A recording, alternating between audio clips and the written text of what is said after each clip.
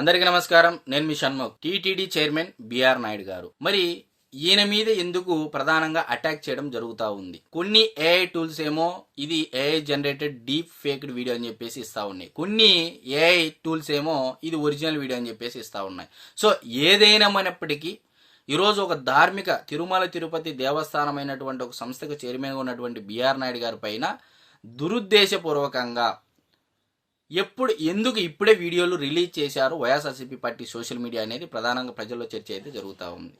So ఇక్కడ కొంతమంది ఏమని భావిస్తూ ఉన్నారంటే ఇది ఖచ్చితంగా వైఎస్ఆర్సీపీ పార్టీ డైవర్షన్ పాలిటిక్స్లో భాగంగా బిఆర్ నాయుడు గారిని టార్గెట్ చేయడం జరిగిందనేది అయితే ప్రజలు ఎక్కువగా చర్చ జరుగుతూ ఉంది.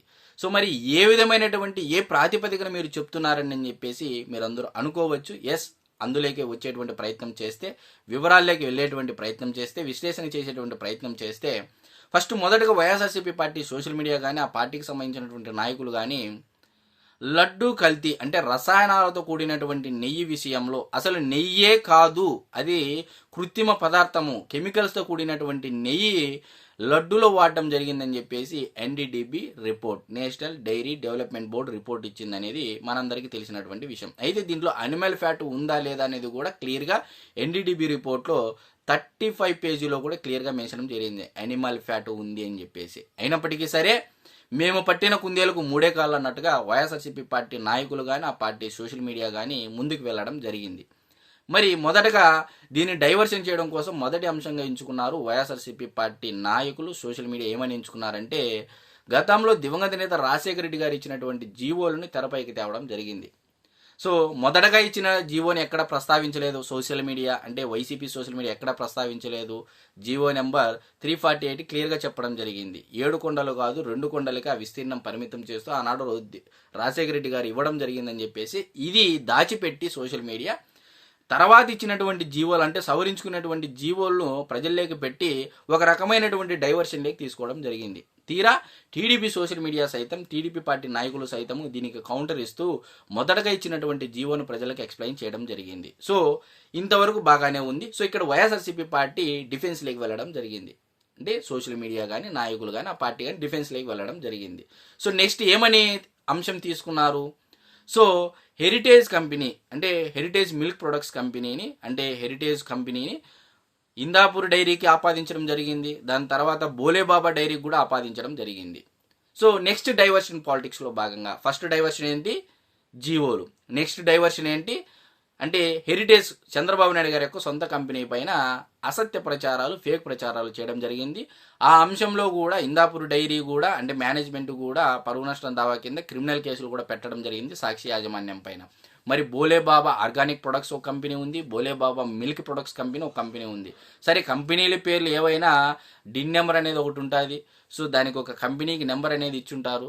సో ఆ నెంబర్ కూడా తెలియకోకుండా అంటే జనాలని ఎర్రిపప్పులను ఎర్రిబాగోగులు అనుకొని వైసీపీ సోషల్ మీడియా మరొకసారి డిఫెన్స్లోకి వెళ్ళింది.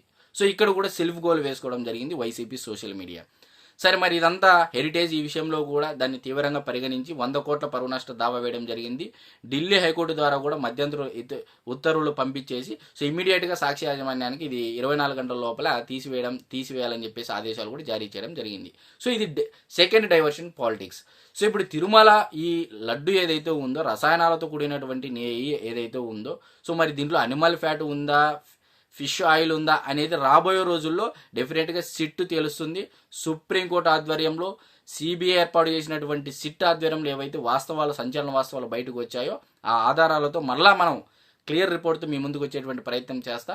సో ఇప్పుడు నెక్స్ట్ ఏంది, ఏకంగా టీటీడీ చైర్మన్ బిఆర్ నాయుడు గారినే వ్యక్తిత్వ హననం చేసే విధంగా అంటే ఆయన ఈ విధమైనటువంటి వ్యక్తి అనే విధంగా చూపించి జనాల దృష్టిలో ఈ లడ్డు కల్తీ అంశాన్ని డైవర్షన్ పాలిటిక్స్లో భాగంగా తెరపైకి తేవడం జరిగిందనేది ఆంధ్రప్రదేశ్ రాష్ట్ర ప్రజలు ఎక్కువగా చర్చ జరుగుతుంది. అతి ముఖ్యంగా పొలిటికల్ పార్టీల్లో రాజకీయ వర్గాల్లో ఎక్కువైతే చర్చ జరుగుతూ ఉంది.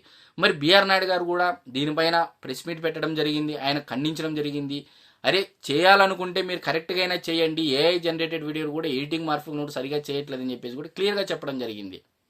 మరి దాంతోపాటు ఇదే వైవి సుబ్బారెడ్డి గారు, కరుణాకర్ రెడ్డి గారు చెన్నైలో ఏం చేశారో నా దగ్గర ఉన్నాయని చెప్పేసి కూడా ఒక సంచలనమైనటువంటి విషయాన్ని ఘాటుగా చెప్పడం జరిగింది.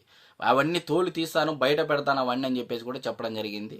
సో ఈ విషయంలో డెఫినెట్గా రాబోయే రోజుల్లో భూమన్న కరుణాకర్ రెడ్డి గారు, వైవి సుబ్బారెడ్డి గారి యొక్క విషయాలు అయితే బయటపడనున్నాయి. అంటే టీటీడీ చైర్మన్ మన బిఆర్ నాయుడు గారు చెప్పినట్టు దాని ప్రకారం అయితే ఖచ్చితంగా రాబోయే రోజుల్లో ఏమి చేశారు వైవి సుబ్బారెడ్డి గారు, ఏమి చేశారు కరుణాకర్ రెడ్డి గారు అనేది అయితే బిఆర్ నాయుడు గారు బయట పెట్టబోతా ఉన్నారు. మీడియా సాక్షి అనేది ఆయన చెప్పడం జరిగింది. అయితే ఈ విషయంలో కూడా కోర్టుకు వెళ్ళడం జరిగింది బిఆర్ నాయుడు గారు. సో అదేవిధంగా ఫోరెన్సిక్ పంపడం జరిగింది. ఇది ఏ వీడియో ఏంటి అనేది. సో డెఫినెట్గా రాబోయే రోజుల్లో హిందువుల యొక్క మనోభావాలు ఇప్పటికే వైఎస్ఆర్సీపీ పార్టీ చాలా దెబ్బతీసిందనే అంశం ప్రజల్లోకి వెళ్ళినందువలన సో దీన్ని డైవర్షన్ చేయడం కోసము ఒకవైపు వైఎస్ఆర్సీపీ పార్టీ అధిష్టానం నుంచి ఇటు వైవి సుబ్బారెడ్డి గారికి, కరుణాకర్ రెడ్డి గారికి ఒత్తిడి ఎక్కువ వస్తూ ఉంది. మరొక వైపు హిందువుల్లోకి ఈ అంశం ఇప్పుడున్నటువంటి కూటమి ప్రభుత్వం ఎక్కువగా తీసుకొని వెళ్ళగలిగింది. మరొక వైపు భారతీయ జనతా పార్టీ కూడా దీనివైపు అంటే దీని గురించి జగన్మోహన్ రెడ్డి గారి పార్టీని విమర్శలు చేస్తూ ఉంది. జనసేన పార్టీ కూడా విమర్శలు చేస్తూ ఉంది. ఎట్టకేలకు ప్రజలు అనేటువంటి వాళ్ళు క్లారిటీతో ఉన్నారు. గత 5 ఏళ్ల పరిపాలనా కాలంలో లడ్డు అనేది 2 రోజుల్లోనే తన యొక్క అంటే గట్టితనం అయ్యి బూజు పట్టడం ఇలాంటివి జరిగాయని చెప్పేసి చాలామంది ప్రజలు కూడా వాళ్ళ యొక్క పబ్లిక్ టాక్లో చెప్పడం జరిగింది. సో ఎట్టకేలకు హిందువుల యొక్క మనోభావాలు గతంలో తండ్రి గారు 7 కొండలు కాదు 2 కొండలే జీవో అని, ఇప్పుడు ఏకంగా కొడుకు గారు ఏకంగా గర్భగుడిలో పెట్టేటువంటి నైవేద్యాన్ని సైతం కూడా కల్తీ చేయడం జరిగింది అనేది ప్రజల్లో అయితే ఒక చర్చ అయితే మొదలైందని అయితే మనం ఖచ్చితంగా చెప్పొచ్చు. సో అల్టిమేట్గా నేను చెప్పేది ఏంటంటే బిఆర్ నాయుడు గారి పైన టార్గెట్ అనేది కేవలం తిరుమల లడ్డు ఏదైతే కల్తీ జరిగిందో, నెయ్యి కల్తీ కల్తీ నెయ్యి ఏదైతే వాడారో, సో అసలు అది కల్తీ నెయ్యి కూడా కాదు, రసాయనాలతో కూడినటువంటి నెయ్యి, అసలు నెయ్యి అనేదే లేదు, ఇంకా కల్తీ అనే మాట ఎక్కడుందని చెప్పేసి కూడా చాలామంది చెప్తా ఉన్నారు. అందులో భాగంగా హిందువుల యొక్క అంటే హిందువులకైతే ఈ అంశం బాగా వెళ్ళిందనే దాన్ని బట్టే అంటే వైఎస్ఆర్సీపీ పార్టీ ఏ స్థాయిలో రీసెంట్గా కూడా మనం అందరం చూసాము. సో జగన్మోహన్ రెడ్డి గారికి ఫేవర్గా ఇన్ఫ్లుయెన్సర్ను వాడుకొని ఒక రీల్కి 5,000 రూపాయలు ఇస్తామని చెప్పేసి కూడా ఈ మధ్యకాలంలో వైసీపీ సోషల్ మీడియా యొక్క అకృత్యాలు అనేటివి బయటికి రావడం జరిగింది. సో ఎట్టకేలకు బిఆర్ నాయుడు గారి పైన ఇది కుట్ర అనేది అయితే ఖచ్చితంగా తెలుస్తూ ఉంది. ఇది ప్రజలైతే చర్చ జరుగుతూ ఉంది. అందరికీ నమస్కారం.